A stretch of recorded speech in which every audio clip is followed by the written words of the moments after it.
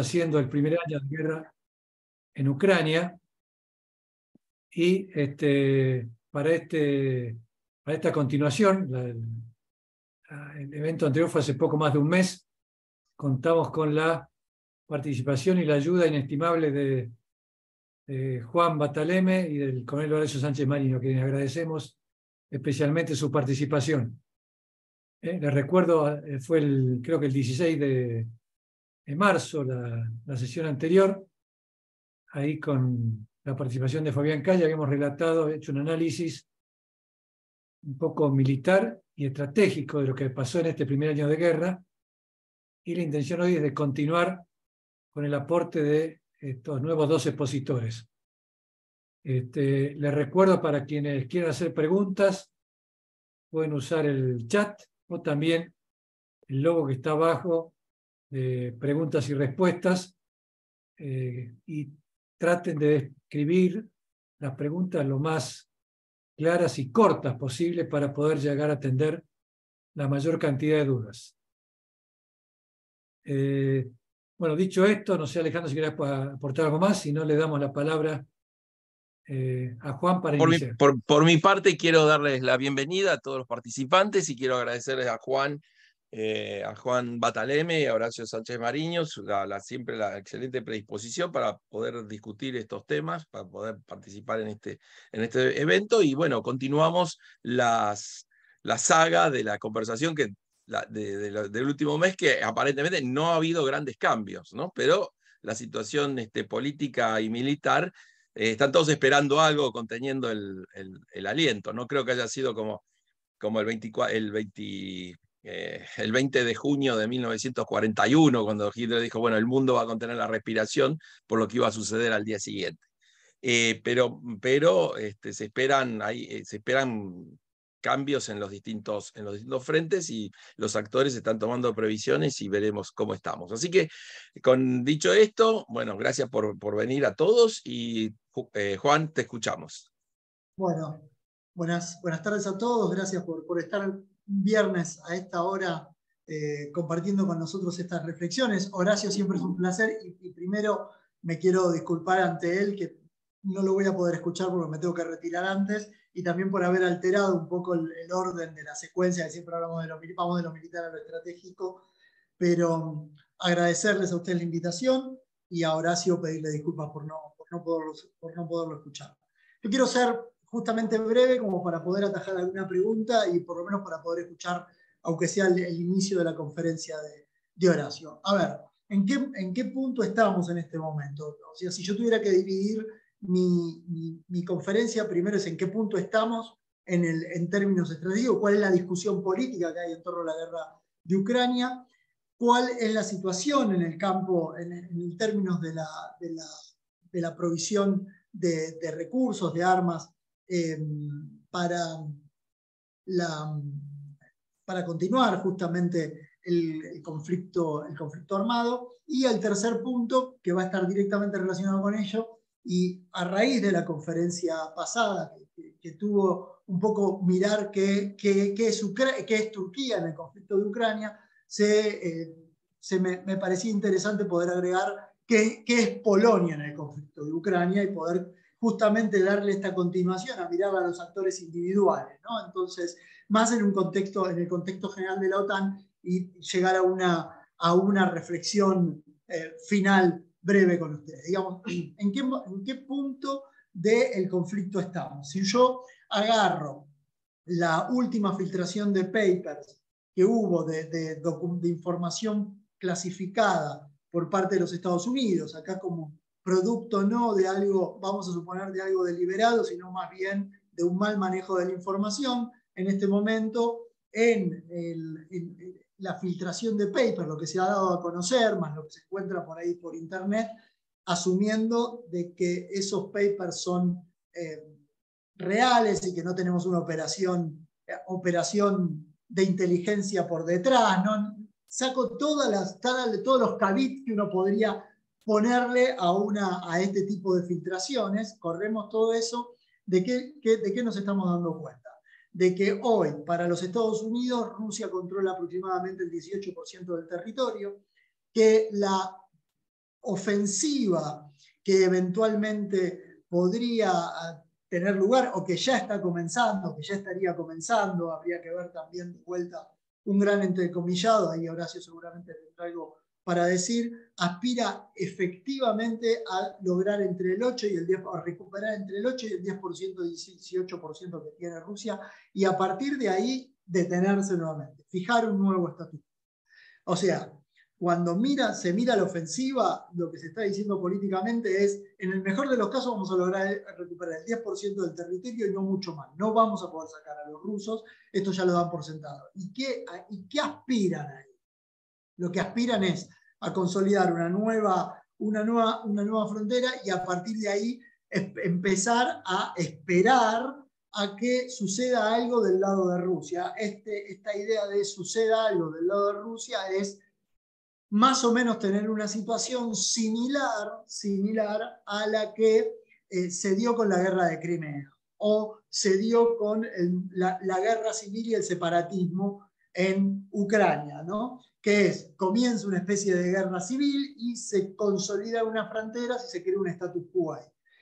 Que salió un artículo en Foreign Affairs de Richard Haass que vale la pena leerse, que refleja muy bien la posición de Washington en este momento, que lo que básicamente está diciendo es, miren, ya dimos todo lo que podíamos dar, podemos dar más, pero del plano militar no va a salir la solución. La solución se va a lograr del plano político, de lo que podamos discutir en términos políticos. Inevitablemente esto es una discusión entre los Estados Unidos y Rusia. Y es una discusión que Putin no la va a tener, por lo tanto va a ser una discusión política que va a haber que aplazarla por lo menos hasta dentro del 2024. Esto es, que no se está viendo una solución durante todo el 2023 y que se espera que no haya una solución por lo menos en el 2024. Digo, esto a lo que estamos mirando ahora. Es la foto de una película en movimiento que sabemos que continuará y está siendo hablada desde la República Argentina. En el medio, lo que sucede básicamente es una discusión adentro, no tanto de la propia OTAN, o no solamente adentro de la propia OTAN, sino también en relación con los Estados Unidos. Esto es, se sucede la incorporación de Finlandia, se produce desglosada, o sea, todavía Suecia no entró, Suecia tiene que terminar de resolver problemas con Turquía y terminar de validarse el proceso de ingreso a la OTAN. Entra Finlandia y Ucrania, que se había postulado inclusive mucho antes y que la OTAN tenía una visión en relación a Ucrania para ingresar a la OTAN, queda en un gran y yo me atrevería a decir eterno veremos, con lo cual ha llevado una discusión muy fuerte en relación a que la acción militar de Rusia sobre Ucrania terminó produciendo una expansión de la OTAN, pero quien más necesita de esa expansión de la OTAN no va a estar adentro de la OTAN y va a seguir sufriendo las consecuencias del conflicto armado. Primera discusión. Segunda discusión, que sigue siendo una discusión de los miembros de la OTAN. Y en relación a lo anterior, vemos a Zelensky que presiona, vemos al secretario general de la OTAN que va a Ucrania, pero que la respuesta a Occidente en relación a darles más cobertura de la que Ucrania recibe no está dispuesta y que tampoco la OTAN está muy dispuesta a recibir y a tener una discusión, no digo seria, pero sí una discusión próxima en torno a sumar a Ucrania dentro de la OTAN por las condiciones que más o menos todos estimamos, ustedes que me están oyendo ahí en casa y acá en el propio OSCID, estimamos que tendría sumar o agregar a Ucrania. Es una tragedia porque en definitiva quien más necesita de la OTAN y quien más necesita del compromiso de la OTAN es el que menos posición tiene para recibirla, ¿no? Esto es un dato importante. La otra discusión que está dentro de la OTAN es que se abre el flanco norte definitivamente, se produce el ingreso a la OTAN, se cierra el mar de Barents, se produce el ingreso a la OTAN de Finlandia y Suecia, Finlandia le suma a la OTAN un ejército relativamente chico, pero un país con una fuerza militar extremadamente moderna, le suma también 280.000 almas de reservas, y eso abre en la discusión militar algo que pareciera del siglo XIX y del siglo XX, que es la discusión de las reservas en términos de hombres, porque en definitiva lo que hoy estamos viendo, el conflicto en Ucrania es de reservas disponibles y movilizadas. Por lo tanto, ahí también se abre una nueva discusión, y lo que le suma a Finlandia a eso son reservas movilizadas. Hombres entrenados en términos militar, con un servicio de conscripción muy particular, pero que en definitiva le genera una capacidad, un músculo adicional a la OTAN. Y por otro lado, la discusión de las provisiones de armas se sigue manteniendo en relación a qué efectos tienen en relación a Rusia. Entonces, todavía no lo hemos visto, pero probablemente veamos en el campo de batalla ya, veamos luchando Bradleys, veamos luchando eventualmente tanques Leopard, eventualmente tanques británicos, siempre veamos tanques rusos contra tanques rusos independientemente de qué bando estén, ¿no? Ahora lo que vamos a ver en primer lugar, o que eventualmente veremos, es manufactura occidental en el plano terrestre, y eso va a ser todo un elemento clave. Y ahí viene por encima de ello la provisión de aviones de combate. Todavía no se han provisto aviones de combate efectivamente a Ucrania, más allá de lo que Polonia amenaza hacer. Todavía aviones de Polonia no han ido a parar a Ucrania, los MiG-29, lo que no quita, y que se está discutiendo dentro de la OTAN, es que en algún punto haya que reconstruir a la Fuerza Aérea de Ucrania, poner aviones que excedan los excedentes militares de aviones MiG que hay todavía en los arsenales occidentales. Entonces, esa discusión es importante. Y les traigo a colación otra cuestión más que seguramente en algún momento de todas las charlas las hemos hablado, pero que siempre es bueno tener presente. La OTAN como tal no suministra armas. La OTAN hasta este momento ha dado, en términos de ayuda militar, propiamente dicho, 250 millones de dólares, y Stoltenberg les prometió que para el bienio 2023-2024 les va a sumar 500 millones de dólares. ¿En qué le dio ayuda militar la OTAN a Ucrania? En comida, en combustible, en asistencia médica, en inteligencia y en equipamientos antidrones. Las armas propiamente dichas, las armas que combaten, son asistencias de Estado a Estado. Y esto es algo importante, porque más allá de que todos seamos miembros de la OTAN, son los Estados los que asumen el compromiso individualmente de qué darle a quién. Por lo tanto, ahí ustedes pueden entender la dinámica, la diferencia que hay entre el artículo 4 y el artículo 5, ¿no? El compromiso de movilización y la defensa colectiva, y qué compromete qué actor. Entonces, cuando se habla de la OTAN, en realidad lo que estamos hablando es cómo los actores miembros de la OTAN dan equipamiento militar. Dicho esto, una cuestión que se ha vuelto importante acá es que, así como veíamos en algún momento el rol de Turquía como mediador, como actor de relevancia, un actor que suele pasar relativamente desapercibido no desapercibido, pero al que desde acá de la Argentina le damos poca relevancia, y es un actor clave en el conflicto de Ucrania, es Polonia.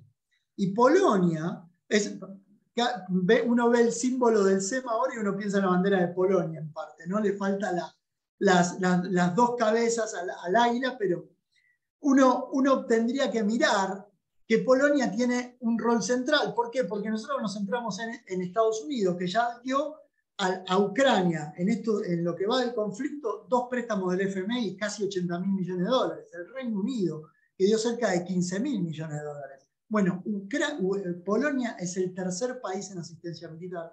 Le ha dado cerca de casi 7.000 millones de dólares a Ucrania en asistencia tanto militar como humanitaria. Esto es importante, ¿por qué? Porque hoy es el nodo logístico desde el cual se van pasando los equipamientos militares. es el que más vocal en contra de Rusia es, pero que a su vez aglutina al resto de los países de Europa del Este, ¿no? Y además es un país que ha destinado el 1%, o sea, si uno mira el PBI de Polonia, Polonia le ha destinado el 1% de su PBI a la asistencia directa a Ucrania. O sea, Ucrania recibe de Polonia lo que nosotros gastamos en defensa si gastáramos el 1% de nuestro PBI. Dos veces el gasto de defensa de la República. Ese es el grado de relevancia que tiene. Y además es el grado de relevancia, ¿por qué? Porque el equipamiento militar polaco no ha ido directamente a reemplazar pérdidas de combate directas, sino que el equipamiento militar polaco, que es dentro del equipamiento ruso existente en los arsenales occidentales, el más modernizado, es el que está nutriendo en la actualidad las reservas estratégicas de Ucrania. Si hay una ofensiva, se va a empezar a pelear con armamento terrestre provisto por Polonia, en su mayoría tanques T-72, APC, y ha tenido un rol central en la entrega de los MRL, que son una versión menos sofisticada de los sistemas que ha entregado los Estados Unidos en términos de artillería. Entonces, uno no puede disociar a Polonia del conflicto terrestre, más allá de que Estados Unidos se lleva todas las medallas, si uno quiere, es el actor más relevante al momento de considerar la ayuda militar directa. Polonia no puede ser dejado de lado. ¿Y por qué les digo que Polonia no puede ser dejado? Porque Polonia es el que más acompaña a Zelensky en los términos del establecimiento de qué se consideraría una victoria. Para Polonia, una victoria es que los rusos terminen derrotados, pero derrotados en el sentido de salirse de Ucrania. Ese es el tipo de derrota, que además es una idea que nuclea a todo lo que es la Europa del Este. Y cuando estaba preparando mi charla para hoy, me recordé las palabras de alguien que es extremadamente desagradable para la mayoría de los argentinos. No para mí, a mí me caía muy bien, falleció, que se llama Donald Rumsfeld. Donald Rumsfeld habló en su momento de la vieja y la nueva Europa. Y habló de la vieja y la nueva Europa en relación a ¿qué? En relación a la guerra de Irak, a lo que Estados Unidos veía, que quiénes eran los que los apoyaban y quiénes eran los que eran sus detractores. Los detractores de siempre eran en eso. Era medio injusto lo de Rumsfeld porque la guerra de Irak la apoyaron Gran Bretaña, la apoyó España, Portugal, etc. Todo lo que llamaríamos hoy la vieja Europa. Pero en ese momento, Donald Rumsfeld dijo una cosa que era verdad, una verdad de esas verdades que duelen, que molestan, que es que la Europa de la OTAN, la Europa originaria, la Europa que se creó a la vera, que había hasta los años 90, tenía intereses estratégicos diferentes y diferenciados de lo que fue la Europa de la posguerra fría que se incorporó más tarde. Y Polonia, ¿por qué Polonia es relevante acá? Porque Polonia está jugando dentro de esa Europa continental, saquemos a Gran Bretaña de esto, saquemos a los sajones, dentro de la Europa continental, está jugando un rol de potencia media, de actor que tracciona a actores menores en el contexto de Europa del Este y que ahora es muy vocal en pasarle la factura a los franceses y a los alemanes en relación a cómo, por culpa de que ellos quisieran energía barata, llevarse bien con los rusos, hacer sus propios negocios, pusieron en juego la seguridad de toda Europa del Este. Vale decir que entendió muy bien Rumsfeld en su momento. Rumsfeld entendía que los intereses de seguridad de los Estados Unidos se alineaban mucho más con la nueva Europa, que con la vieja Europa. ¿Qué es la vieja Europa? La que habla de autonomía estratégica. Y en la nueva Europa, no la que quiere estar sometida ni nada de esas vulgaridades nacionales del cipallaje, sino que tienen problemas de seguridad estratégico con Rusia, que vuelve a alinear los intereses estratégicos de los Estados Unidos con la Europa, con esa Europa. Y esa Europa no solamente es vibrante, no solamente es vocal, sino que además empieza a plantear un componente de enlace estratégico donde miran que ellos son la primera línea de batalla, no solamente con Rusia, sino también con China. Y que ese es un lujo que la vieja Europa, la vieja Europa y los negocios de la vieja Europa se terminaron trasladando a los problemas de seguridad de la nueva. Y ahí y ahí Polonia tiene un rol central. ¿En qué, por ejemplo? En transformarse en un hub, no solamente para pasar las armas, sino también en un hub para financiar el esfuerzo de guerra de Ucrania. O sea, la sociedad polaca está activamente comprometida en conseguir fondos para que los polacos reciban o asistencia en el propio Polonia. Aparte, ellos reciben directamente el flujo de refugiados que vienen producto de la guerra de Ucrania, sino también para que la sociedad civil movilizada le permita transferir en parte equipamiento o músculo económico extra que se transforma en equipamiento para los ucranianos que están en combate. Pero hay un elemento último que acá se vuelve importante y con esto cierro mi reflexión. La diferencia, ¿qué plantea Europa para Rusia? La Europa de Macron para Rusia. Dice Macron, Rusia, es inevitable que tengamos que pensar que Rusia, que hay que encontrar algún punto de darle una salida a Rusia, reconociendo que Rusia no es derrotable en el campo de batalla. Los ucranianos reconocen, los polacos miran lo siguiente. La posición de Francia la hacen desde cierto grado de seguridad estratégica. Lo que señalan los polacos es que con Rusia no hay margen para negociar. Producto de la historia, producto de su propio aprendizaje, y que las condiciones de derrota son sacar, y no solamente de Polonia, Polonia aglutina, sacar a los rusos de Ucrania, incluyendo a Crimea. Lo cual eso se va a trasladar a la misma lógica que hay en las discusiones en la OTAN. ¿Por qué? Porque Polonia tranquilamente puede acusar al resto de la OTAN de tibios o de traicionar el espíritu de seguridad común y seguridad colectiva que la OTAN tiene, en función de la divergencia de intereses estratégicos. Entonces, acá aparece una cuestión a mirar, un país a mirar, porque en parte la solución es una solución de grandes potencias.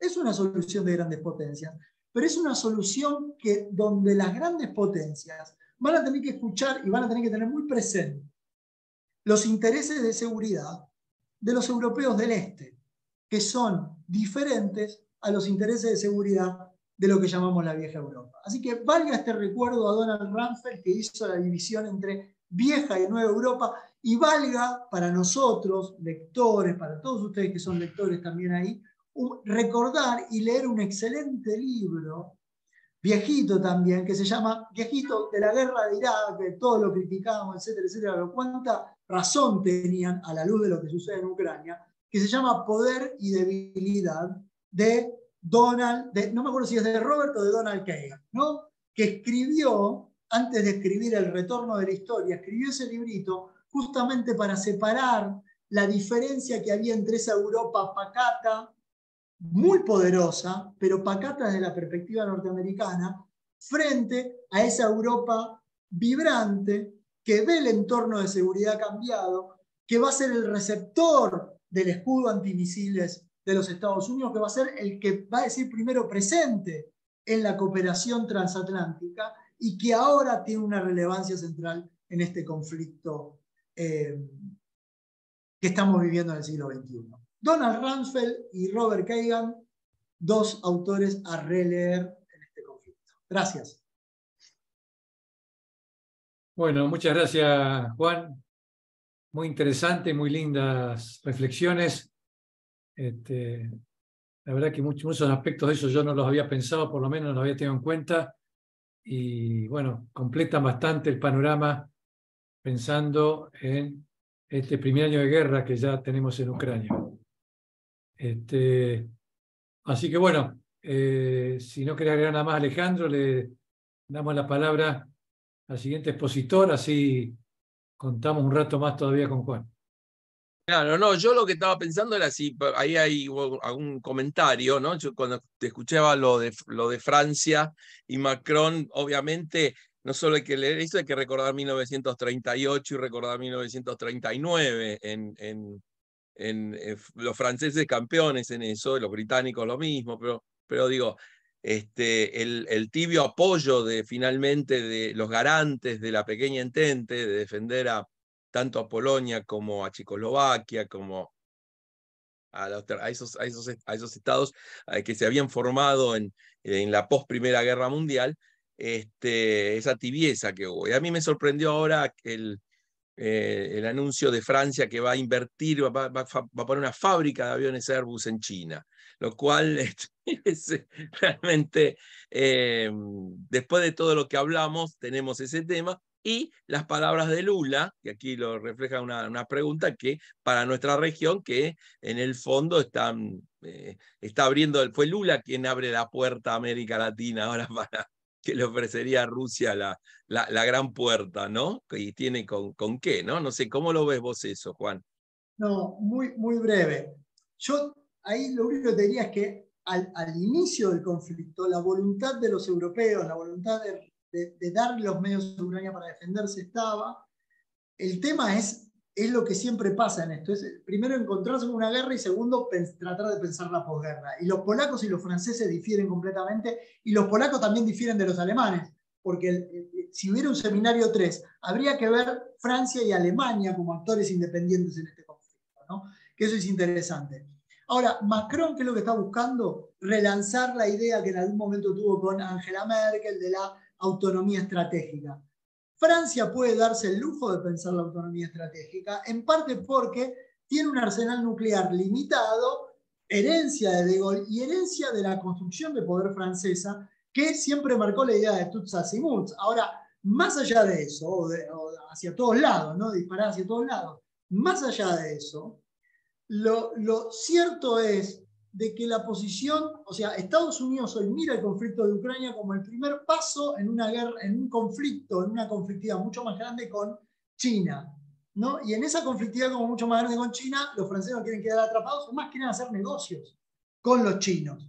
Ahora, ahí están los intereses de seguridad y por eso es importante para nosotros, para ustedes que están ahí en casa, pensar el rol de Polonia, porque Polonia siempre lo miramos de afuera, ¿no? Y a Turquía lo miramos de afuera. Entonces, miremos esos dos actores que tienen intereses estratégicos divergentes. Vamos a la posición de Lula.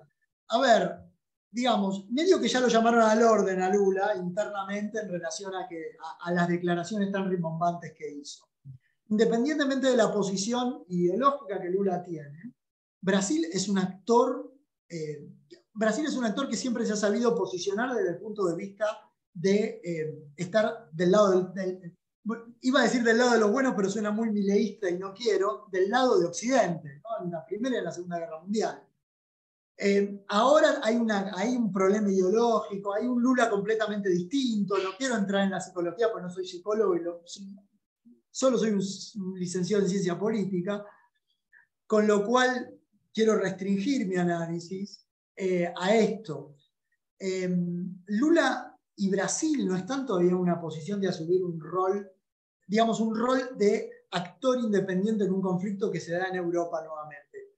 Brasil lo que mejor suele hacer es entender hacia dónde va la tendencia y plegarse en esa tendencia. Uno podría decir, bueno, para Brasil la tendencia es China y por lo tanto a China va a tener que tener una deferencia particular, eso lo acepto. En el caso de Rusia, no veo que se estén produciendo cambios muy radicales, más allá de las mismas declaraciones que hizo Bolsonaro en su momento. Y acá en relación con lo que decía recién Juan, hay una pregunta que habla de cómo interpretar las barreras impuestas por Polonia y otros países de Europa del Este al ingreso de granos a la Unión Europea. ¿Si es una forma de presionar para negociar o cómo pensarlo? Polonia está haciendo todo lo coercitivo que puede en todos los planos, en los planos que desea que les ponga a los rusos. En realidad hay un problema ahí de tráfico de granos y demás, ¿no? Si ustedes miran, una cuestión, cómo juega la Guerra Fría en estos conflictos. La diferencia de trocha en los trenes, ¿no? Entonces todo lo que salía por barco lo tuvieron que empezar a mandar por tren, y la diferencia de trochas hacía que tener que cambiar el grano de un lado al otro conllevaba un problema logístico y una pérdida logística, pasarlo de Ucrania a Europa Occidental de forma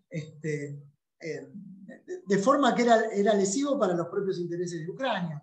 Entonces, de vuelta, hay toda una discusión que tiene Polonia en relación a, digamos, inevitablemente este conflicto a mí me atraviesa, por lo tanto yo soy un gatekeeper de este. Mis intereses de seguridad tienen que ser tocados, y por eso tanto Duda como el primer ministro han sido tan vocales en este conflicto.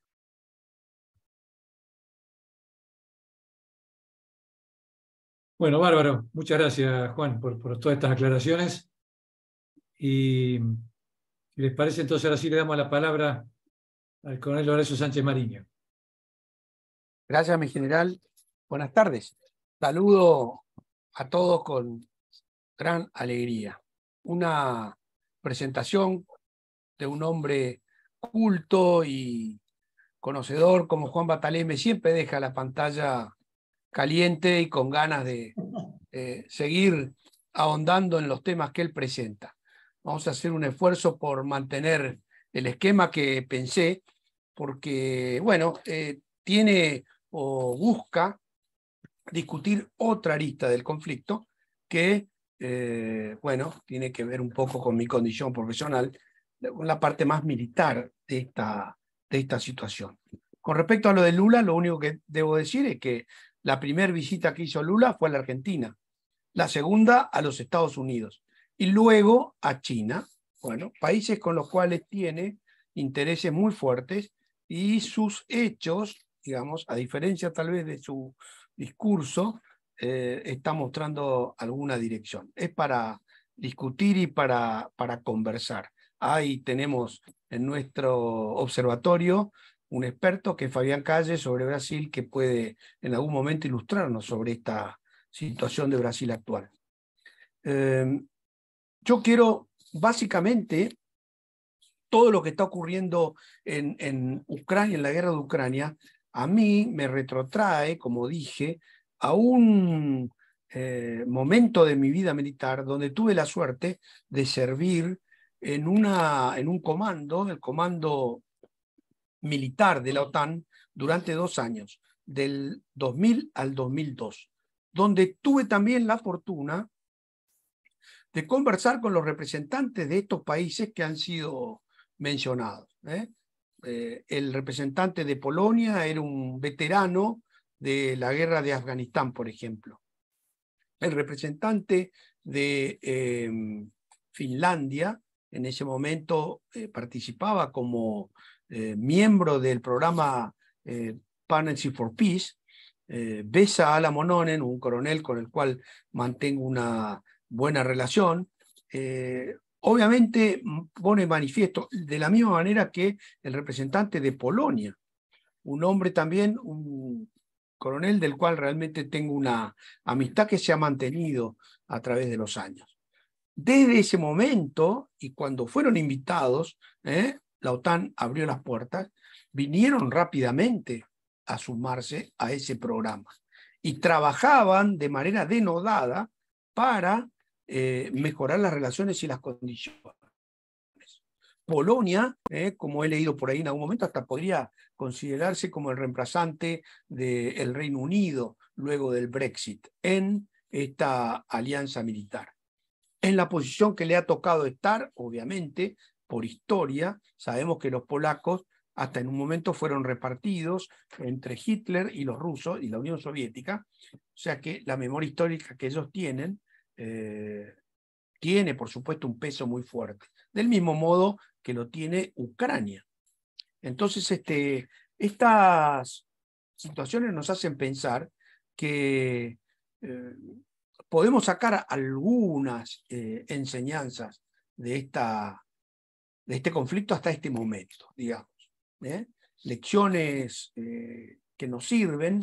Ustedes saben que normalmente las Fuerzas Armadas de todos los países elaboran su doctrina sobre la base del conocimiento de la guerra, ¿sí? No hay un desarrollo científico, por llamarlo de alguna manera, de los reglamentos militares y la manera de ubicarse dentro de un conflicto militar.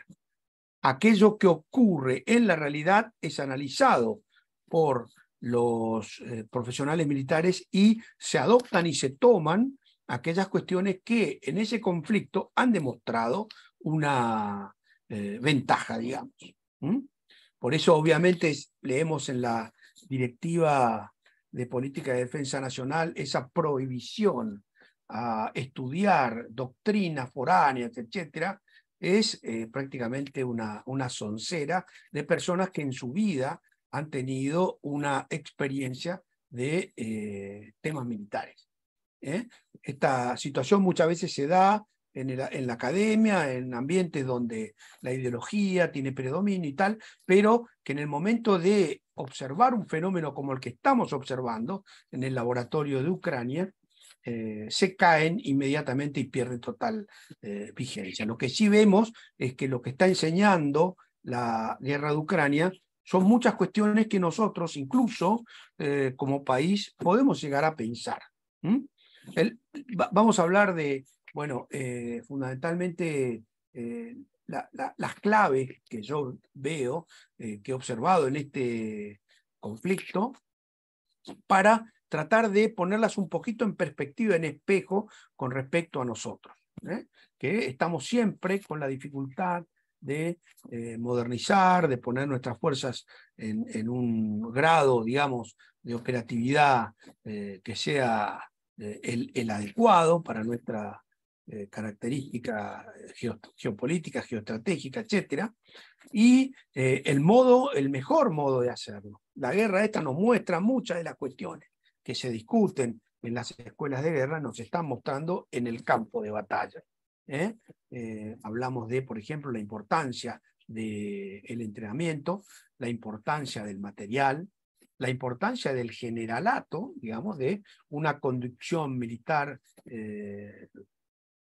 exitosa, digamos, la importancia de la moral.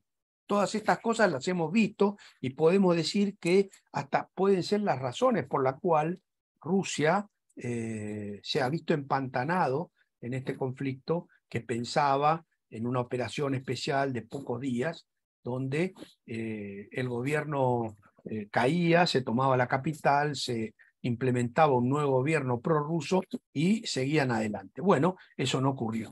Básicamente las ventajas que demostró tener Ucrania se refieren al entrenamiento, se refieren al material, se refieren a un mejor generalato y se refieren a una aptitud y una capacidad moral y espiritual para sostener este conflicto frente a una potencia que parecía abrumadoramente superior. En cuanto a estas observaciones me voy a referir a un trabajo de uno de los asistentes a esta reunión, se llama Esteban Crespo, un trabajo muy interesante, muy minucioso, donde él estudió cuáles fueron las acciones que tomó Ucrania a partir de la toma de Crimea, para llegar en las condiciones que llegó a la invasión rusa. Esteban analizó prácticamente toda la literatura en los sitios más importantes de este tipo de discusiones y ha presentado un trabajo que, bueno, tiene una calidad que vale la pena poner en común.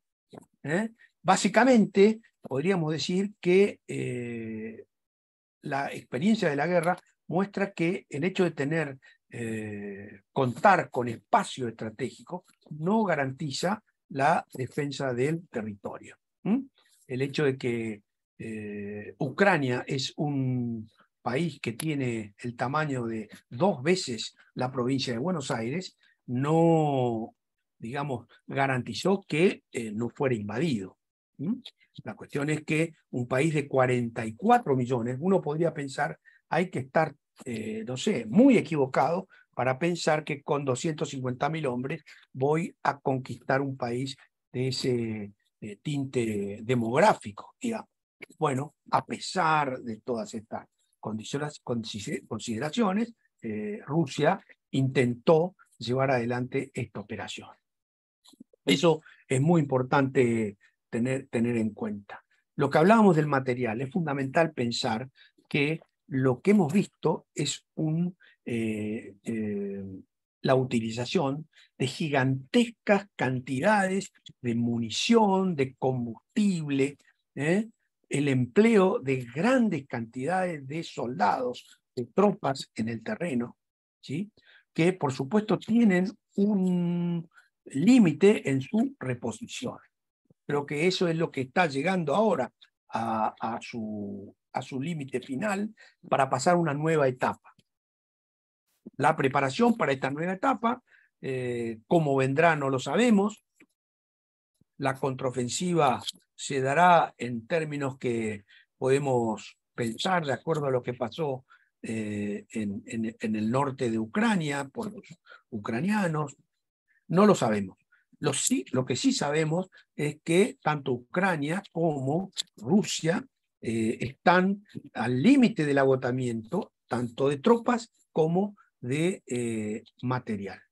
Y esa reposición es una de las cuestiones que ha ido a garantizar Stoltenberg en esta última visita y que los gobernantes de los Estados Unidos están repitiendo casi a diario, que van a sostener y van a apoyar a Ucrania, y en las últimas manifestaciones en que Rusia no va a ganar por parte de Blinken, secretario norteamericano.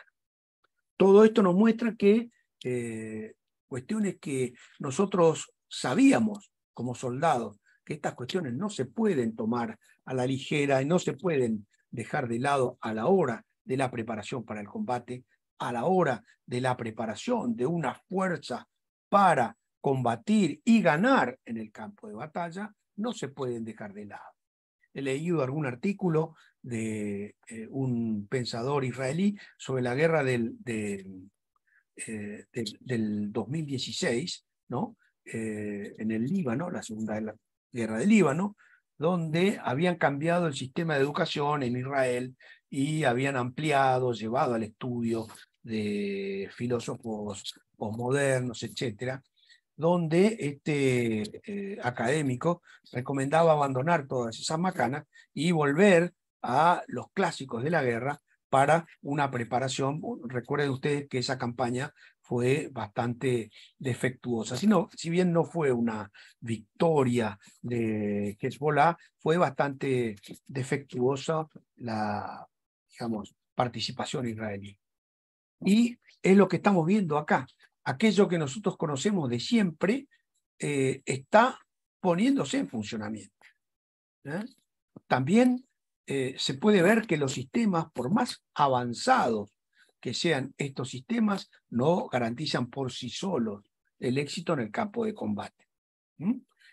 La verificación de los empleos del armamento más moderno por parte de Ucrania nos muestra que han conseguido frenar esta ofensiva y le han propinado un castigo realmente severo a la fuerza expedicionaria rusa, pero no ha conseguido vencer todavía. Y todas estas cuestiones que sabemos que Occidente ha ido regulando y está regulando todavía en su entrega, para evitar que Putin entre en un estado de desesperación, digamos, al recibir Ucrania aviones, tanques, armas ofensivas, digamos. Por un lado muestran que la capacitación de Ucrania en el esfuerzo defensivo ha dado resultado, pero al mismo tiempo, para vencer en el campo de combate, aparentemente hay que contar con tanques, hay que contar con aviones, hay que contar con esas armas que Occidente está todavía reticente a entregarla. Nos sirve a nosotros eso para pensar un poco la recuperación de nuestras Fuerzas Armadas. En primer lugar, porque, como se puede verificar en este conflicto, y lo dice claramente Esteban en su trabajo, la preparación de Ucrania se hizo en corto tiempo y de manera intensiva. La clave de esta recuperación está en los factores que se tuvieron en cuenta. En primer lugar, el reemplazo del modo de hacer la guerra soviético por el modo de hacer la guerra de la OTAN. Gracias o a través de entrenamiento de una gran cantidad de oficiales ucranianos en los países de la OTAN, fundamentalmente en el Reino Unido, en los Estados Unidos, en Canadá, que ha sido un actor importantísimo en el entrenamiento de los oficiales ucranianos, ¿sí? Que no solamente fueron entrenados para utilizar el armamento que se les proveyó, sino también para llevar adelante la guerra que hemos visto en el campo de batalla, que ha tenido mayor éxito, ¿sí? Acá ustedes conocen el tema de la manera soviética de conducir hasta los generales en primera línea, porque no confían, digamos, en sus oficiales, no tienen esa libertad de acción que es característica del empleo de la OTAN en la formación de los oficiales, para darles absoluta libertad de acción y que vayan a lograr sus objetivos tácticos. Acá el general Pasqualini nos puede comentar un poco sobre el liderazgo que se enseña en Alemania, por ejemplo, ¿no? Donde los oficiales tienen prácticamente una orientación general y después libertad de acción en el campo táctico. Y eso se ha notado y se ha visto hasta en los menores niveles, ¿no? de este conflicto, donde las fuerzas rusas deben estar permanentemente controladas, dirigidas por sus superiores y aún controladas por los, representantes políticos del gobierno. Y esto se ha demostrado que no ha servido en el campo de combate. Esta situación es muy importante, es fundamental para pensar nosotros, bueno, que hay que sacar de acá que nos pueda servir a nosotros. El tema de la defensa, teniendo la Argentina una actitud defensiva, estratégico-militar general, nos muestra la guerra que es factible y es posible ejercer la defensa del país con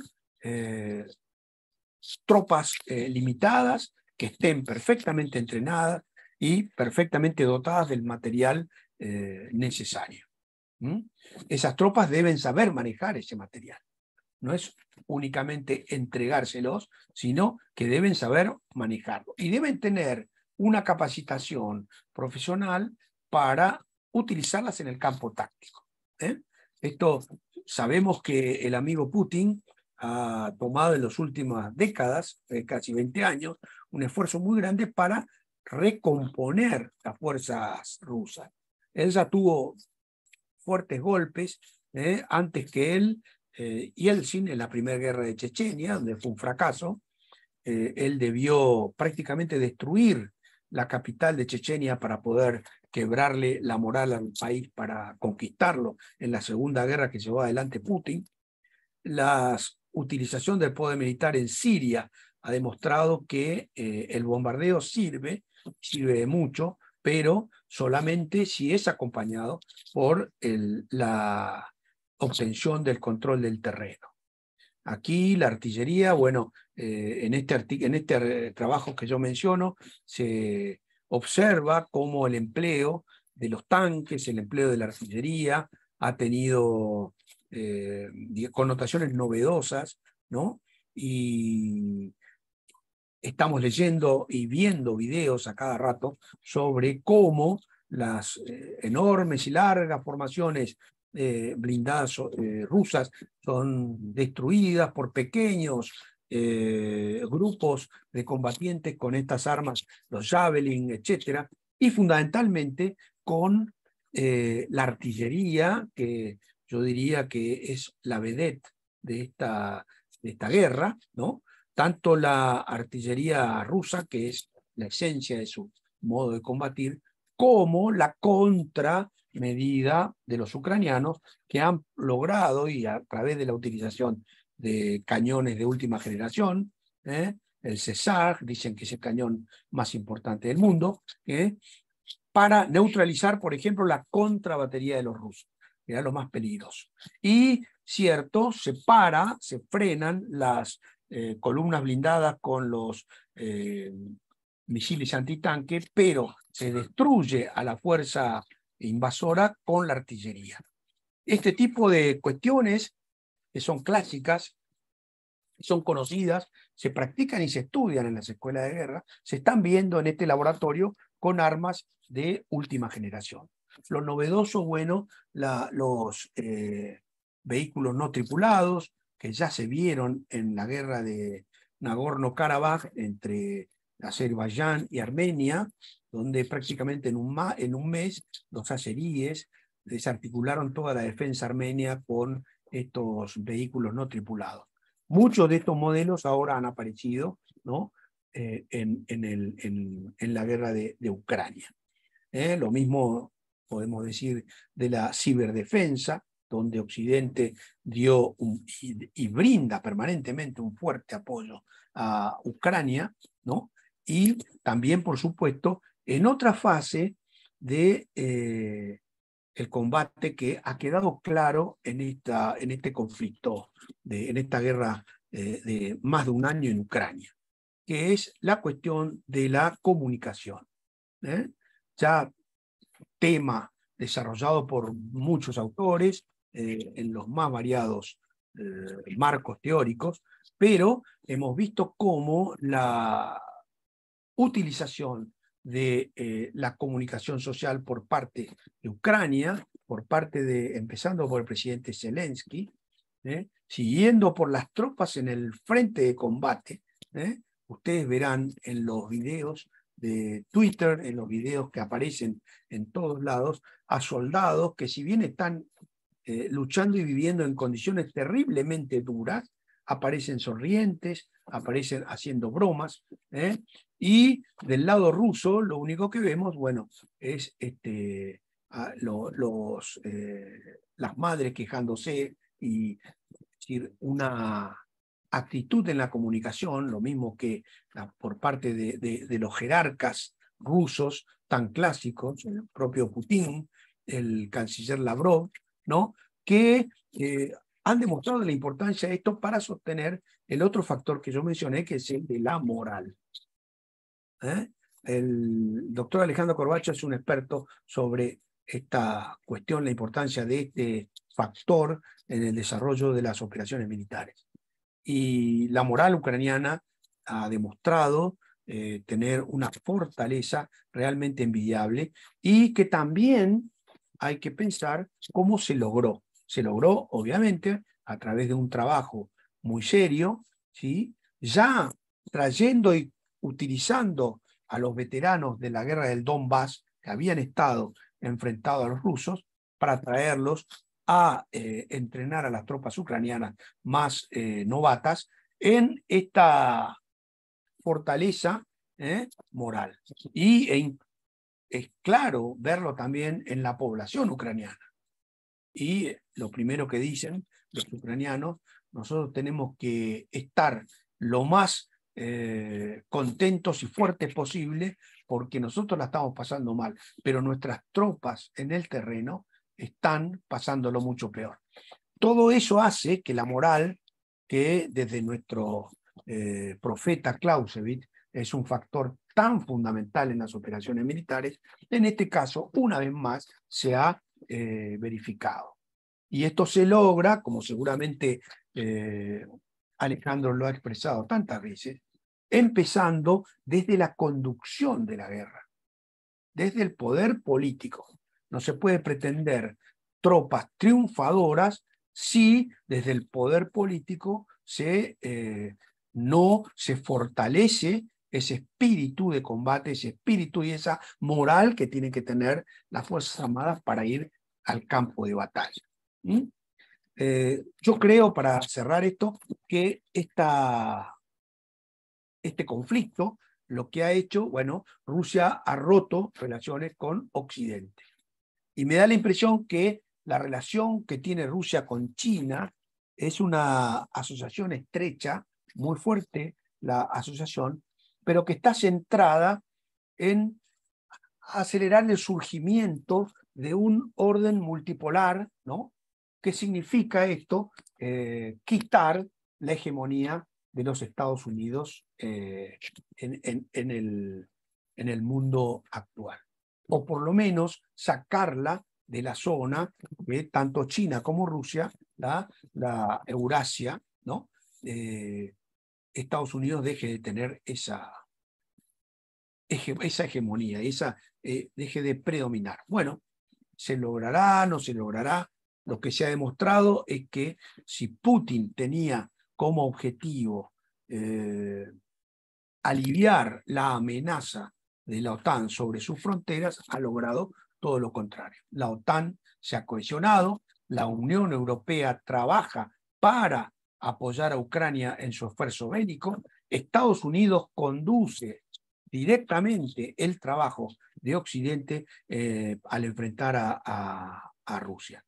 Podemos ver a Macron, como siempre los franceses han tratado de manifestar o poner de manifiesto su identidad, pero sabemos también que Francia ha ido siempre a la guerra con los Estados Unidos. Esto no hay dudas de esto. Yo creo que esta, digamos, brecha entre Occidente y Rusia, por supuesto, creo yo que va a ir en detrimento y va a ser una pérdida para Rusia, ¿sí? Va a ser algo muy desventajoso. ¿Cómo terminará la guerra? No lo sabemos. Cierro esto diciendo una frase de un general con respecto a la victoria. Este general decía: yo le dejo a usted cantar victoria, si usted me deja a mí establecer los términos de la victoria. Esto es un poco lo que se está discutiendo hoy.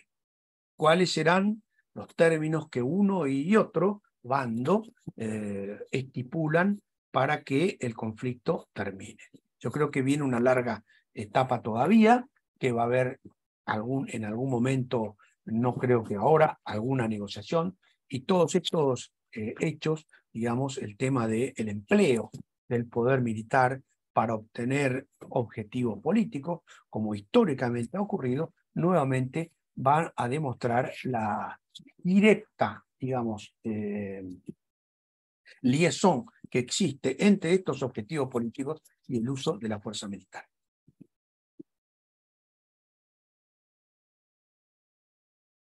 Bueno, muchas gracias por tan interesante exposición y por habernos detallado estos factores que, como bien dijo, tienen también su aplicación para nuestra realidad de la defensa en Argentina. Y en este marco, basándome en algunas preguntas y basándome también en mi propio interés, hay dos aspectos que me gustaría profundizar o por ahí conversar un poquito más. Uno relativo a la moral de las tropas. Hay incluso algunas preguntas que apuntan a cómo, por ejemplo, del lado ucraniano ha habido muy pocos, a la moral y a los mandos, ¿no? Esos dos aspectos. Del lado ucraniano ha habido pocos cambios en la conducción superior de las fuerzas, mientras que en el lado ruso hemos visto que cada mes y medio, iban desfilando distintos generales a cargo de los grupos de ejército que estaban empeñados en el terreno. Y coincidentemente con este tema de la moral, hay una pregunta muy interesante que habla a ver si alguno de las operaciones que han llevado adelante de información los rusos ha tenido realmente efectos significativos sobre la moral ucraniana, o todo lo contrario, la han reforzado y se han mantenido indemnes a los intentos rusos por menoscabar esa moral. La moral ucraniana se ha mantenido siempre indemne. De esto he contratado un corresponsal de guerra que periódicamente vaya y me trae sus informes sobre cómo encuentra a la moral ucraniana, y están sumamente sólidos. Estoy hablando en broma de mi hijo que, bueno, ha estado en el conflicto y ha visto y ha conocido de primera mano lo que ocurre en el pueblo ucraniano. Sabemos que un gran porcentaje se han exiliado de su país, mujeres y niños. Esto es una cuestión que tiene una base histórica, ¿sí? Recordemos el primer genocidio de la historia, que está descrito en la primera literatura de Occidente, que es la Ilíada, donde las mujeres troyanas saben que sus maridos deben tener éxito en la guerra, porque si no, el destino que les espera es el de ser esclavas. Está la famosa tragedia de Eurípides, se llama Las Troyanas. Esas mujeres se angustian y sufren porque saben lo que les espera si sus maridos son derrotados en la guerra. Una vez más acá, las mujeres y los niños fueron sacados del país. Y los varones de hasta una edad muy ya avanzada, permanecen, se entrenan y van al campo de combate. A diferencia de lo que ocurre en Rusia. He recibido a un oficial, un colega que ha venido, tiene un hijo que vive en Rusia. Y bueno, sacaron ahora hace poco un dictamen donde dicen que aquellos que estén en capacidad de formar o ser convocados a las tropas, a la fuerza, inmediatamente el gobierno ruso tiene control de sus bienes. Bueno, esto ha hecho que, como ustedes saben, muchos rusos han abandonado el país para no integrarse a las fuerzas de la Federación Rusa. Se nota acá una diferencia muy grande entre uno y otro país con respecto a la moral. Si estas teorías de la guerra híbrida que dicen que, bueno, el general Gerasimov es el inventor del concepto de la guerra híbrida, bueno, esto tiene alguna connotación también del teórico Koripko, que en realidad atribuye la guerra híbrida al proceder de Occidente al desestabilizar los países y luego ocuparlos. Algo así habría hecho Occidente con Ucrania, con la Revolución Naranja y las otras revoluciones de colores, etc. Esto yo creo que básicamente ignora esto que yo comenté al principio. Yo he visto a estos representantes de esos países absolutamente dispuestos a integrar la OTAN y abandonar la bota soviética que tuvieron encima durante 50 años. Y el trato que los soviéticos le dieron. Y es muy fácil encontrar por ahí los datos de la hambruna de Ucrania mientras Stalin exportaba trigo. Y dicen que murieron allí entre 7 y 10 millones de ucranianos.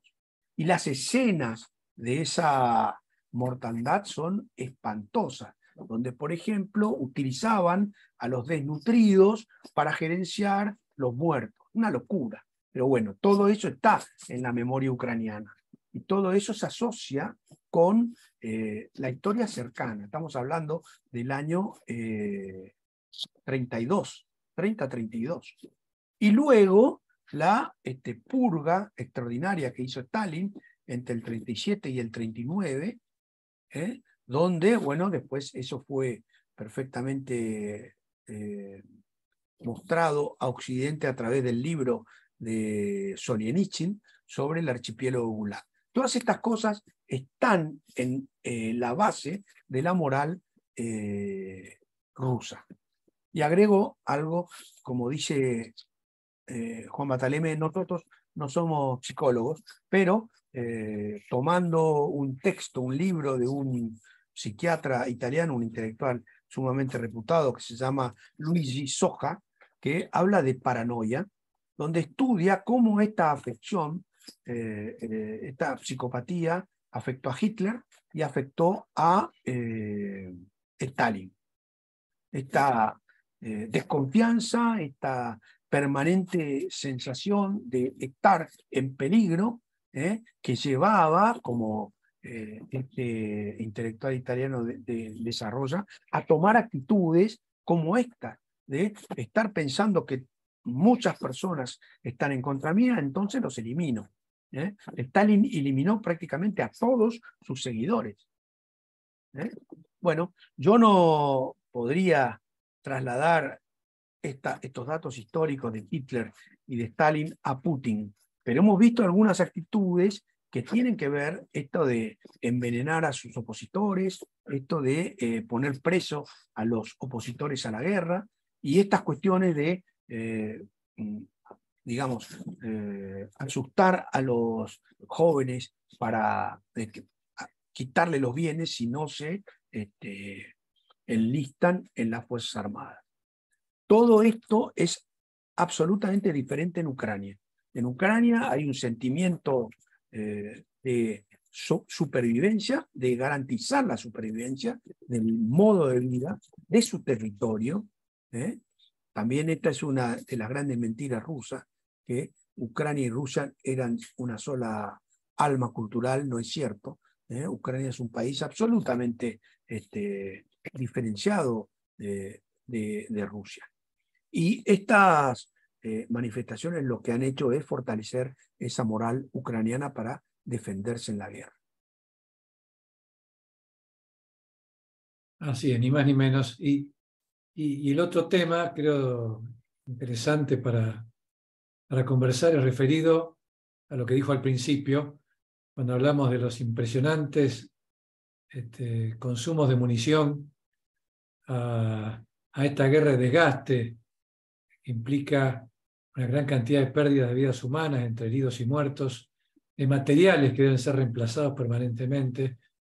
Entonces, cuando uno ve el desarrollo de la guerra de desgaste, ve el efecto que esto se produce sobre las sociedades, tanto de Ucrania y de Occidente como del lado ruso.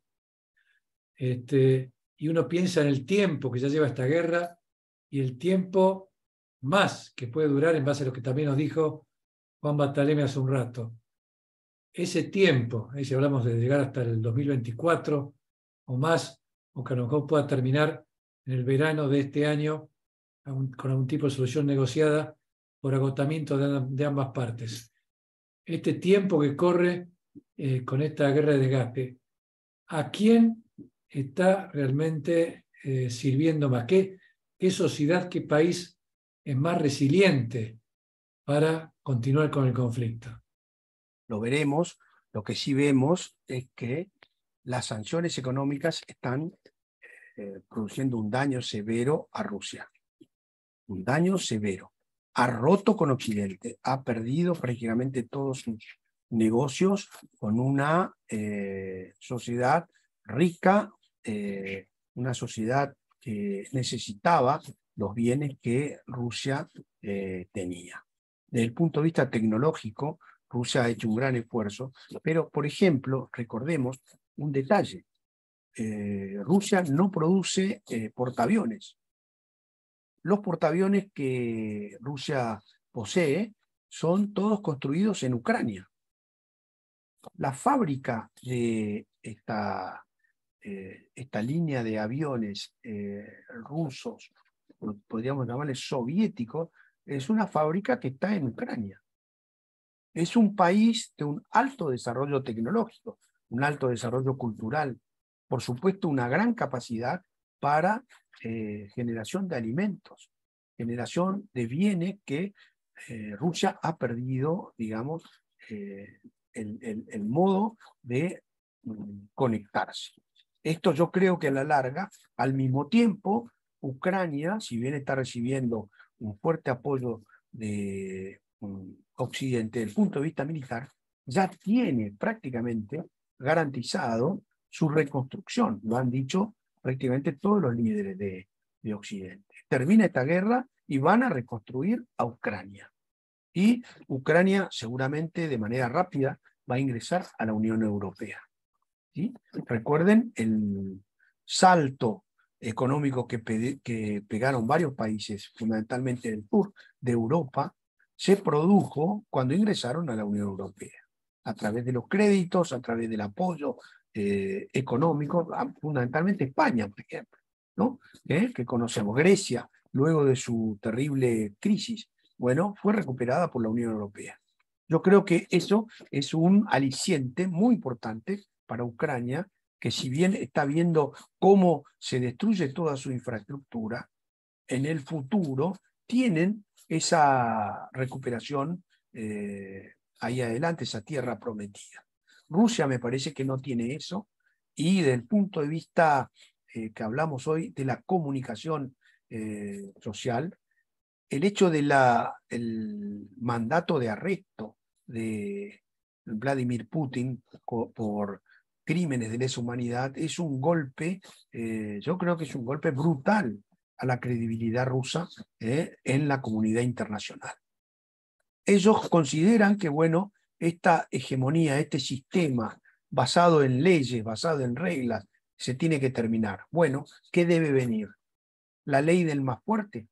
¿Debe venir que un país puede invadir a otro para imponerle su voluntad? Bueno, eso yo creo que desde el punto de vista universal no es aceptable. Bien. Bueno. Bueno, muchas gracias. Sí, Alejandro. Gracias, Horacio. Yo quería hacer unos comentarios a lo tuyo. O sea, me encantó, excelente tu presentación, la de Juan también. Y en realidad me estoy dando, o sea, que me estoy dando cuenta y me hacen reflexionar la continuidad desde la presentación tuya, Claudio, y la presentación de Fabián y las que estamos escuchando hoy, ¿no? O sea, estamos viendo un análisis bastante 360 del conflicto, ¿no? O sea, atacando las distintas dimensiones, y la dimensión política por un lado y la dimensión militar por otro, también en sus conexiones y en sus relaciones con distintos elementos. Y de hecho este trabajo, esta presentación también hecho de mirar a actores que no son los que tradicionalmente se miraban, como la presentación anterior, cuando terminamos hablando de Turquía. Fabián hizo la presentación de Turquía, hoy Juan hizo la presentación de Polonia. Y bueno, y la descripción militar, el despliegue, Claudio, vos lo presentaste y lo desarrollaste muy bien y profesionalmente, como debe ser, como uno lo debe entender, como se debe entender. Después si quieren, tengo unos mapas de este último mes, si quieren verlos. Bueno, podemos hacerlo, por supuesto. Encontramos después. Y después, no, yo lo que quería es simplemente establecer estas conexiones y cómo nos ayuda a reflexionar. Y lo que hoy Horacio presentaba es esa misma división, es como esa dimensión militar, cómo la estamos viendo en los hechos, ¿no? Yo creo que una de las cosas que uno se preguntaba, que por lo menos yo me preguntaba, era cuando se habla de la guerra del futuro, entonces o te presentaban estos Robocop o estos soldados exóticos, por un lado, y la tecnología absolutamente predominante. Y estamos viendo que la tecnología es un elemento fundamental. La dimensión que vos explicabas, Horacio, del armamento y del equipo. No sirve de nada gastar, como muchas dictaduras en la historia, gastar millones en armamento que después no se sabe utilizar. Porque la sociedad ya no es un problema solo de que las Fuerzas Armadas o quienes deben usarlo no lo hacen, sino que la propia sociedad no está preparada para incorporar lo que significa esa tecnología. A mí me parece que esto es importante para ver toda la dimensión. No se hace nada con el tener el armamento súper sofisticado, si aquellos que lo deben utilizar no solo no tienen la capacidad de entender cómo se usa, sino simplemente no solo entenderlo cómo se usa, sino lo que significa en el contexto total, en un contexto más amplio, ¿no? Esa es la importancia de que entonces vos señalabas, habías conversado el caso de Israel, la importancia de que tus soldados deben ser capaces de ser mejores que un número mayor de otros por un problema numérico, o que tus enemigos, bueno, lo que terminan siendo es, bueno, son muy buenos manejando armamento simple y sencillo, y no se les puede traer armamento sofisticado. Me refiero, son buenísimos manejando una K-47 y no otra cosa. El otro elemento que yo diría en el caso también de esta guerra de Ucrania, en este conflicto, es que, bueno, estamos en un conflicto estatal, interestatal, estamos estamos viendo también la naturaleza del terreno, ¿no? Esto me parece que también es importante, que son espacios abiertos, y en grandes espacios abiertos siempre ha habido este uso de material, equipo, esta posibilidad de maniobras, ¿no? Todo eso que en un terreno montañoso, boscoso o con características, no sé, terreno muy quebrado, esto se hace mucho más complicado. Entonces, en ese sentido, todos estos elementos que parecían que habían sido olvidados, vuelven a la luna, a la luz, y esto es la idea de que, bueno, en los países tienen que preparar su defensa en función de las características que ellos tienen y no la moda que ellos enfrentan, tienen, y no las modas del momento, ¿no? Excepto que sean países expedicionarios, que tienen que formar fuerzas que van a ir a otros terrenos. En cuanto al punto interesante que vos decías del tema de la moral, en realidad no es solo no es la moral, es la educación. Esto es muy importante. Una sociedad no educada no logra, tiene muchos problemas en una guerra moderna. Y la otra también, me parece que lo que vos mencionabas es algo que yo, por ejemplo, uno puede ver en la literatura de los años 50 y 60 sobre la discusión entre guerra limitada y guerra total, esas viejas nuevas discusiones, otra vez, porque la idea de guerra total había quedado fuera de lugar, y hubo mucho énfasis en los años 60 y 70 en la doctrina norteamericana, y nosotros también lo hemos adoptado. Se había leído, se leía mucho este tema de guerra limitada, cuando en realidad, claro, la guerra de Vietnam era una guerra limitada para los Estados Unidos, pero para los vietnamitas era una guerra total. Del mismo modo, la guerra en este momento de Ucrania, los ucranianos tienen todos esos elementos porque están sufriendo, están padeciendo una guerra total en la cual está en juego la supervivencia, la existencia, no solo de su Estado, sino de su propia identidad como ucranianos, ¿no? Entonces, me parece que eso es el elemento, un elemento fundamental. Y eso también fue un motor, la amenaza de esa propia existencia vital, esa amenaza, la sensación de una amenaza vital, es lo que hizo que no solo, sean educados, se hayan preparado, y vos hablabas de esta capacidad de que rápidamente fueron entrenados, eligieron los mejores. Entonces, no eran sociedades que tienen el peligro cerca, no son sociedades que piensan que nunca va a pasar nada, que están lejos del mundo, ¿no? Como en el caso argentino, la sociedad argentina nos han acostumbrado a pensar que no pasa nada, estamos allá,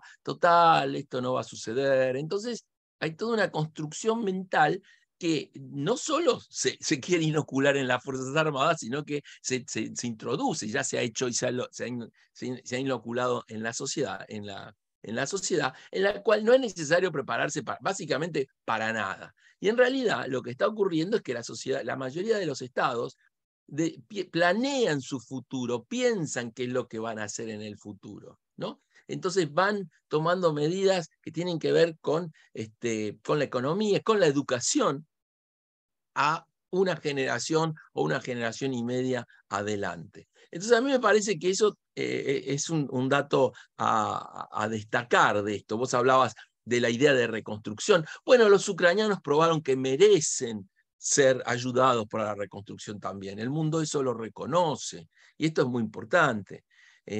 Me parece que las sociedades que no están dispuestas a hacer ese tipo de cosas, de esos sacrificios, pierden eso, ¿no? Esa dimensión. Y lo que vos decíamos de la dimensión psicológica, bueno, también está, no está hecho, digamos, está el libro de Dixon, ¿no? De la psicología de la incompetencia militar. O sea, hay mucho trabajo sobre la dimensión psicológica, hay trabajo sobre, vos también lo contabas, la cultura estratégica, y acá estamos viendo estos aspectos de cultura estratégica. Yo creo que lo que vos decías de de un país como Ucrania siendo atacado por 250.000 hombres? Bueno, es que en realidad, por motivos que todavía no lo podemos determinar, se subestimó esa dimensión nacional, nacionalista, ese núcleo duro de Ucrania, de los ucranianos. Yo creo que Occidente se ha dedicado hasta ahora, digamos, sobre todo en Europa, a mandar señales de que las sociedades europeas se podían descomponer fácilmente, ¿no? Se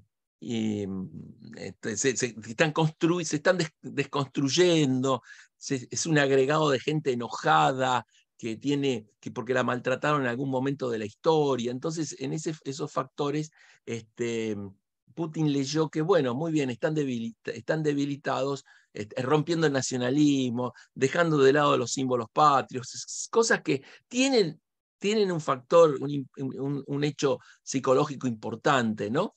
Que tiene que ver con mantener a las comunidades, ¿no? Esa idea de grupos humanos que quieren vivir juntos.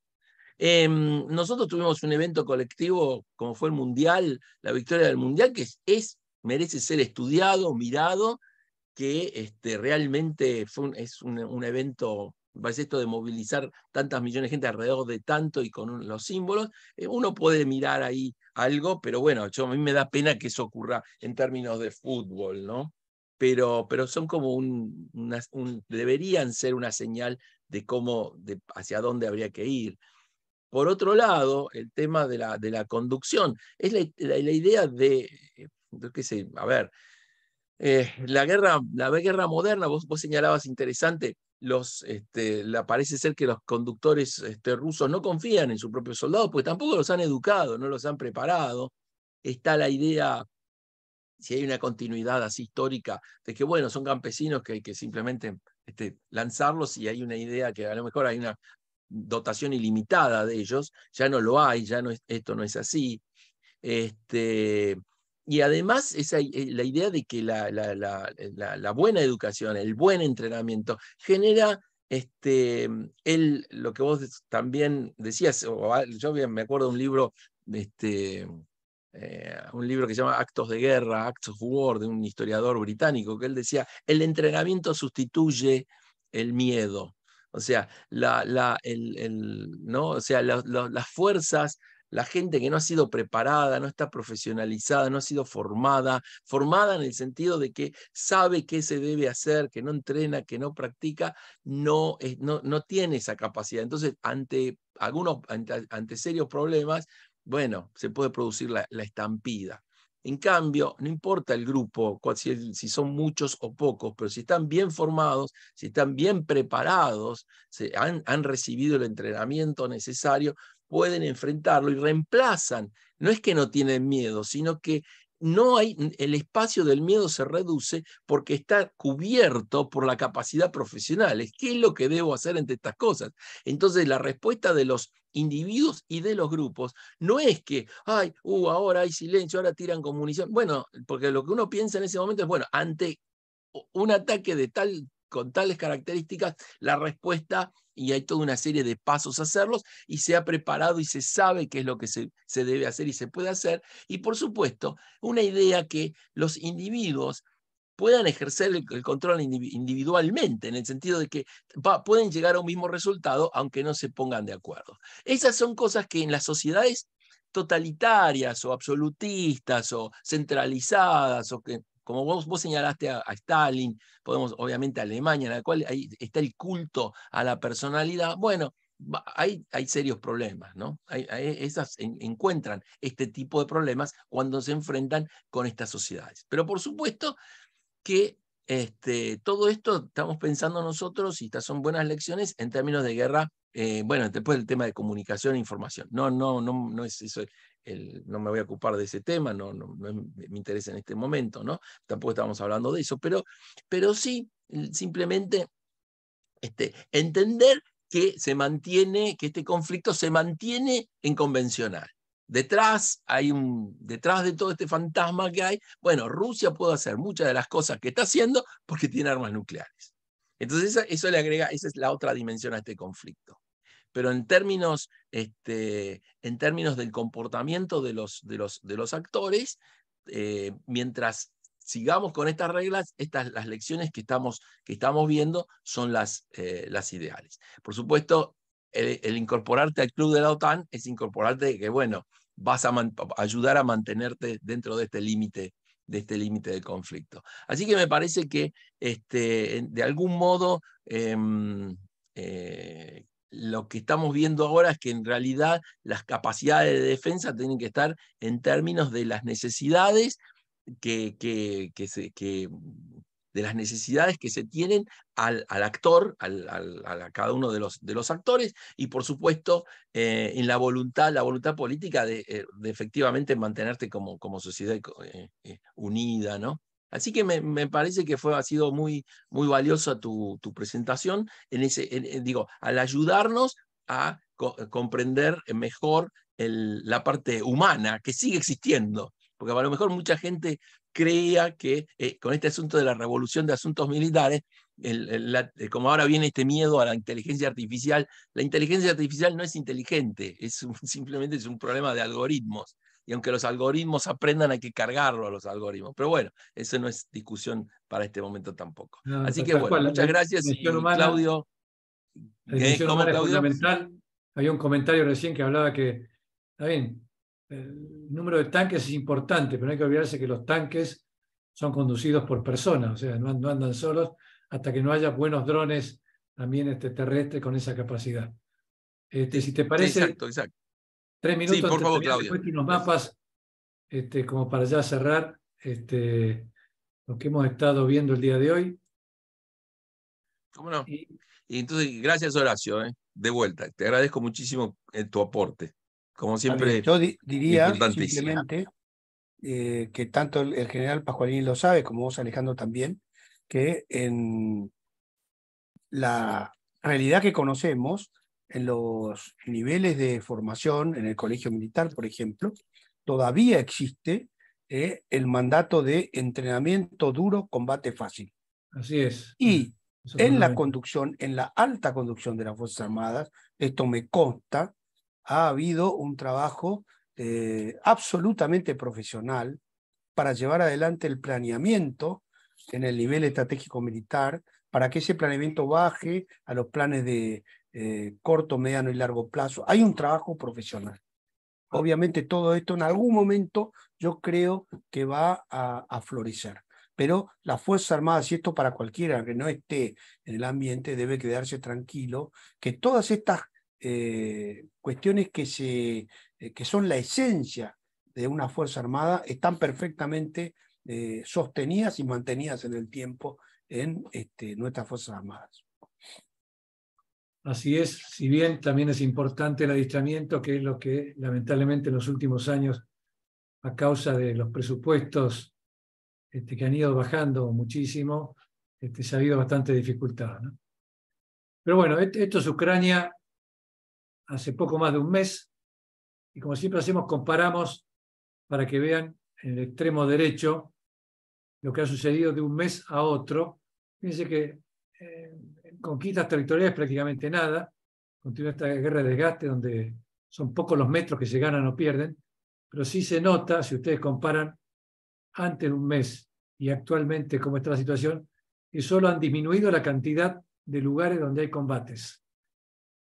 Se nota cómo hay esas especies de fuegos que se ven en la pantalla que muestran los lugares de enfrentamiento, son mucho menores hoy en día que lo que eran hace poco más de un mes, lo cual habla que los combates están disminuyendo en intensidad por agotamiento a causa del terreno. Estamos en plena época de cielo, se forma un barro que hace prácticamente intransitable los movimientos, no solo para los tanques, sino también para el apoyo logístico. Llegar con la munición hasta primera línea, llegar con los abastecimientos es mucho más difícil ahora que lo que era el mes pasado. Y a eso también sumemos que todo intento de hacer una contraofensiva por parte de los ucranianos en este momento también es poco viable por ese mismo motivo, y habrá que a lo mejor esperar hasta mediados de mayo para ver si están en capacidad o no verdaderamente de hacerlo. Y lo que pasó en la zona del Lugansk Norte también con poco movimiento. Esto era hace poco más de un mes y esto es ahora. Fíjense si cambiamos sucesivamente las placas, solamente se ven unos pequeños avances en el norte hacia la zona de Verdiansk, pero fuera de eso prácticamente no se ha movido y no ha habido grandes combates en esta zona, que fue la zona que reconquistaron los ucranianos con su gran contraofensiva del año pasado en Kharkov. Si avanzamos hacia la zona de Siversky Donetsk, más hacia el sur, también acá no ha habido grandes cambios, si bien en la zona de Kremina hubo pequeños avances de los rusos al norte, pero muy pocos avances, como se puede ver cuando cambiamos la placa para que vean lo que cambió de un mes a otro. Y algo más si seguimos hacia el sur, a la zona de Bakhmut. Ahí sí vemos donde ha habido algunos ligeros cambios, pero también no gran cosa. Y estamos hablando de más de un mes de combates. La intensidad de la ofensiva rusa fue disminuyendo, fue llegando hacia su culminación. En cierta medida, la estrategia ucraniana puede ser la de desgastar a las tropas rusas antes de lanzar una contraofensiva, y eso probablemente lo hayan estado logrando. Fíjense qué poco movimiento, qué pocos avances que han tenido realmente. En la zona de Zaporizhia, al revés, en este último mes hubo una cierta recuperación de terreno, como pueden ver ahí, por parte de los ucranianos. En este sector se ha habido reconocimiento de exploración en fuerza de la fuerza de Ucrania, que puede ser o preparación de la contraofensiva, podría ser en esta zona, o podría ser también de engaño y que la contraofensiva sea en otro sector. Los rusos en los últimos 2 o 3 días han estado evacuando incluso a los civiles en la zona cercana al contacto con las tropas ucranianas, lo cual podrían hablar o verdaderamente de que haya ya un avance probable de los ucranianos en este sector, o simplemente que sea un engaño, como digo, que se produzca por otro lado. Esta es una zona bastante amplia, acá tenemos más de 400 kilómetros de frente, con lo cual es un sector muy amplio. Los rusos han estado construyendo muchas defensas. Fíjense que acá no había y acá sí hay muchas defensas construidas por los rusos en espera de esa famosa contraofensiva. Y en Bakhmut, si nos acercamos, acá sí se ve un poco más en este mes el avance de los rusos, donde han puesto más energía, donde han concentrado tropas, han sacado tropas del norte, del sur, y en estas últimas semanas se han concentrado casi exclusivamente en Bakhmut, porque ya no tienen fuerzas para efectuar ofensivas simultáneamente en todos los frentes. Como las fuerzas son pocas, las han concentrado en este sector y han logrado ciertos avances, como se pueden ver. Y en la ciudad de Bakhmut, concretamente, ya casi media ciudad está en dominio en este último mes por parte de los rusos.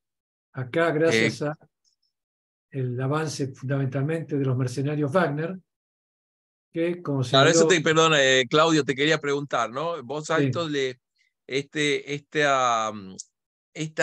salto en las noticias de que uno parecería ser que los únicos soldados que están combatiendo en este momento son estas tropas, estas milicias o estos grupos no pertenecientes a las fuerzas militares regulares del Estado ruso. Estas fuerzas parecerían ser las únicas que están combatiendo. ¿Eso es porque es las únicas que están combatiendo en alguna ofensiva o o es un tema también de propaganda? Hay un poco de propaganda también. Acá están operando también las fuerzas aerotransportadas rusas con mucho ímpetu, pero digamos que la carne de cañón siguen siendo los mercenarios de Wagner. Las tropas aerotransportadas rusas que están también actuando en este sector actúan con mucho más cuidado, preservando más la vida de sus tropas, y también las técnicas de las tropas ucranianas que han ido cambiando la defensa de Bakhmut van entregando terreno, pero tratando de que las tropas rusas tengan el máximo desgaste posible. Por ejemplo, las técnicas que han usado en los últimos días ha sido la de ir cediendo diversos edificios ante el avance ruso, pero al retroceder dejan el edificio con cargas explosivas. Cuando las tropas rusas ingresan al edificio en masa con su gente, demuelen el edificio con los rusos adentro. Y después, si es necesario, hasta contraatacan para aprovechar ese momento de confusión. Entonces, la idea es, creo, por parte de los ucranianos, ir entregando Bakhmut, pero A un costo alto, a un buscando costo altísimo. un alto costo a las tropas rusas, exactamente. En la ciudad de Avdiivka hubo muchos avances a principios, fines de abril, fines de marzo, principio de abril, pero en los últimos días esta zona también, fíjense, los avances no han sido muchos, más que todo al norte, pero la ciudad sigue con el mismo dominio por parte de los ucranianos.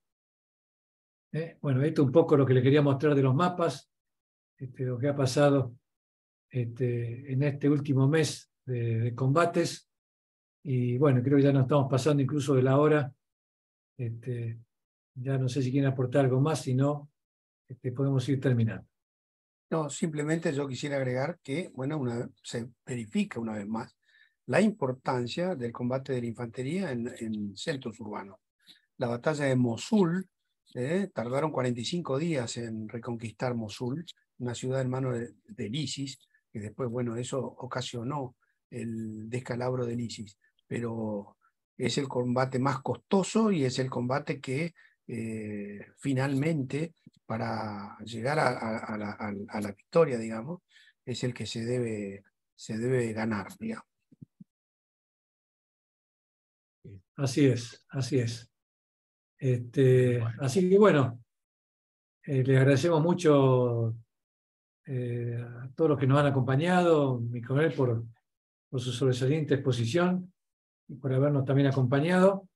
Y bueno, también Alejandro, por tus comentarios que han sido muy interesantes para completar todo lo que se ha dicho en la tarde de hoy. Creo que ya el observatorio va a dejar un poquito de lado el tema Ucrania después de este análisis del primer año de conflicto para avanzar a otros temas, algo que bueno, haya algún cambio importante que amerite por ahí tocarlo en futuras.